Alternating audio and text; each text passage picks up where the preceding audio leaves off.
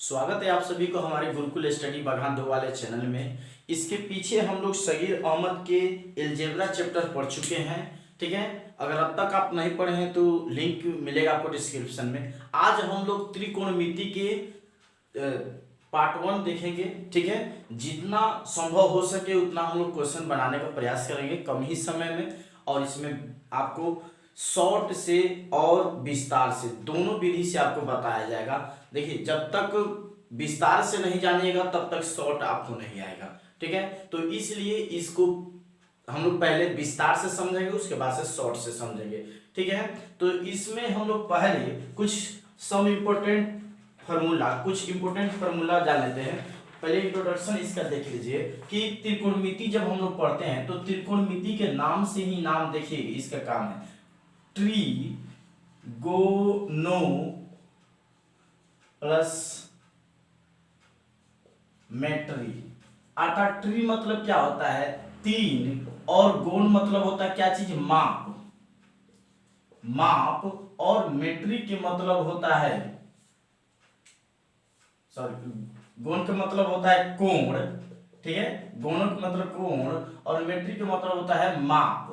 ठीक है, यानी कि तीन कोणों की माप। यानी कि जब भी हम इसमें पढ़ेंगे तो त्रिभुज के, और वो कौन से त्रिभुज, तो समकोण त्रिभुज। ध्यान रखिएगा लोग, समकोण त्रिभुज के हम लोग तीन कोणों के माप पढ़ेंगे। समकोण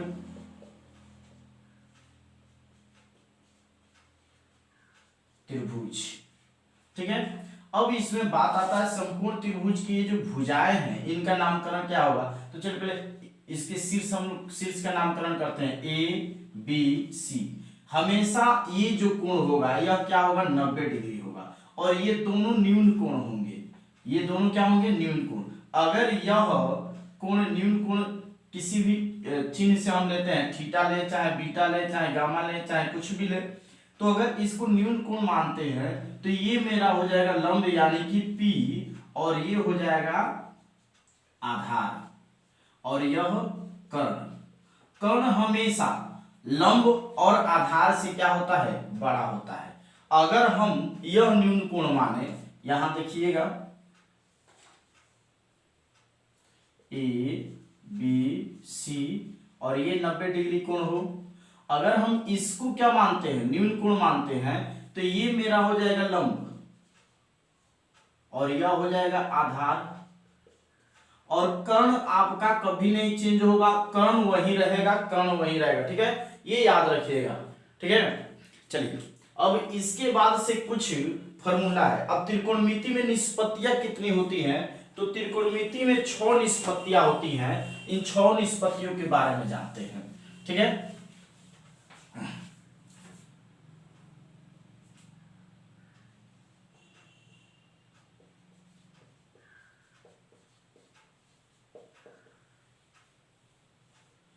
पहला साइन, दूसरा कॉस, तीसरा टेंजेंट,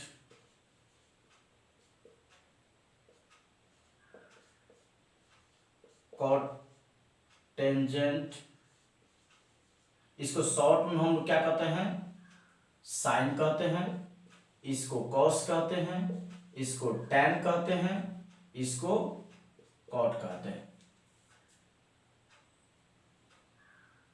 ठीक है, इसी तरह से यहां पे आपका 5 नंबर में आएगा शेक, और इसी तरह से आएगा आपका कोशिक। ठीक है, कोशिक, ये संक्षिप्त रूप में है। अब इसमें हम लोग सिंगल इसको नहीं छोड़ेंगे, इसमें किसी न किसी सिंबल को लगाएंगे। ठीक है, तो ये हो जाएगा यह। अब इनके फॉर्मूला देखें तो यह साइन बटा साइन थीटा बराबर होता है P बटा H। P के मतलब क्या चीज, लंब बटा कर्ण। B का ये कॉस का, तो B बटा H, यानी कि आधार बटा कर्ण। टैन के P बटा B,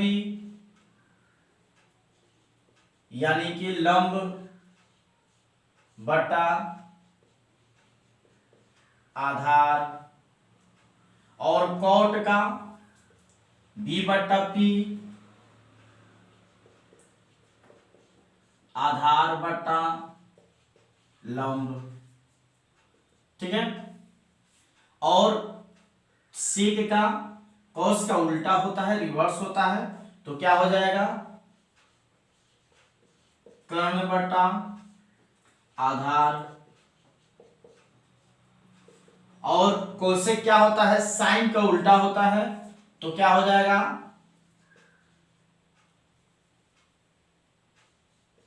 कर्ण बटा लंब। तो इस तरह से हम लोग का ये कुछ फॉर्मूला है, आप लोग ये सब जानते हैं। आइए हम कुछ आगे के बताते हैं फॉर्मूला। तो कुछ इंपॉर्टेंट फॉर्मूला यहाँ पे है, हम आपको एक बार रिपीट करा दे रहे हैं, ठीक है। आप लोग इसका स्क्रीनशॉट ले लीजिएगा, या फिर अगर 10th क्लास के अगर बुक हो तो उससे भी आप लोग देख सकते हैं। 10th क्लास के भी बुक आप पढ़ सकते हैं त्रिकोणमिति का अपना बेस मजबूत करने के लिए, ठीक है। तो इसमें हम ज्यादा फॉर्मूला नहीं लिख रहे हैं, बहुत कम ही फॉर्मूला लिख रहे हैं। जहां जहां सवाल आएगा वहां वहां हम लोग अपना क्या करेंगे, फॉर्मूला का यूज करेंगे, ठीक है। तो चलिए स्टार्ट करते हैं। करें क्या कि sine theta into cos theta बराबर क्या होता है, एक होता है, ठीक है। अगर हम इसी को ये गुणा में, ये गुणा के रूप में है, ये गुणा जब इधर आएगा क्या हो जाएगा भाग, तो साइन थीटा बराबर एक बटा कॉस थीटा। उसी तरह से हम कॉस को छोड़ दिए, यहाँ पे साइन को छोड़ दिए, कॉस को लेकर आ रहे हैं, तो कॉस थीटा बराबर क्या हो जाता है एक बटा साइन थीटा, ठीक है। तो ये फॉर्मूला भी बन गया एक से। उसके बाद से है cos theta into sec theta बराबर एक, तो cos थीटा बराबर एक बटा सेक थीटा, सेक को यहाँ लेकर आए हैं इधर, ठीक है। उसी तरह से सेक थीटा बराबर एक बटा cos थीटा। नेक्स्ट है कि tan theta into cot theta बराबर क्या होता है, एक होता है, तो टेन थीटा बराबर क्या हो जाएगा एक बटा कॉट थीटा, ठीक है। कॉट थीटा बराबर एक बटा tan theta. Sine square theta plus cos square theta बराबर क्या होता है, एक होता है। Sec square theta minus tan square theta बराबर क्या होता है, एक होता है। ये फॉर्मूला होगा। उसके बाद से sec cosec square theta minus cot square theta बराबर एक होता है। टेन थीटा बराबर साइन थीटा बटा कॉस थीटा, कॉट थीटा बराबर कॉस थीटा बटा साइन थीटा। अब यहाँ पे है साइन इंटू 90 माइनस थीटा बराबर कॉस थीटा होता है, cos 90 minus theta sine theta होता है, tan 90 minus theta cot theta होता है, sec 90 minus theta cosec theta होता है, ठीक है। तो चलिए अब हम लोग यहाँ पे कुछ बेसिक फॉर्मूला का यूज किए हैं, लेकिन इससे भी ज्यादा कुछ फॉर्मूला है, तो हम लोग जहां जहां प्रश्न आएगा वहां पर हम लोग क्या करेंगे, फॉर्मूला का यूज करेंगे, लिखते चलेंगे, ठीक है। तो चलिए स्टार्ट करते हैं फर्स्ट क्वेश्चन।